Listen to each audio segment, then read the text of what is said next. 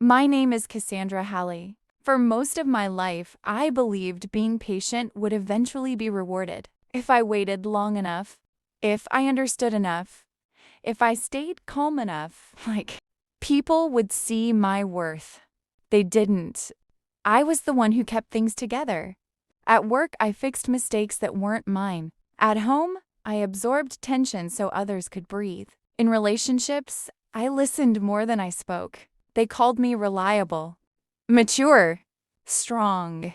But strength, when taken for granted, turns into silence. I remember the moment I realized I was disappearing. It wasn't dramatic. No argument. No betrayal. Just a feeling. I was sitting alone, scrolling through messages, and I noticed something painful. Everyone needed me. No one knew me.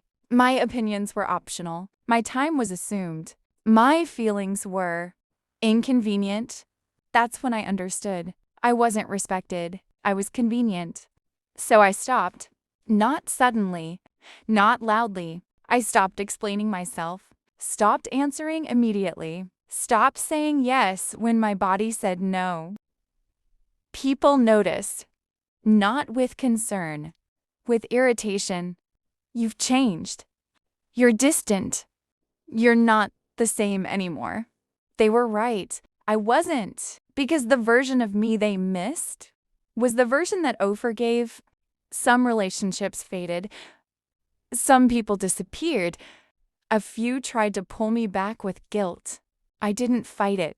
I learned something powerful in that silence.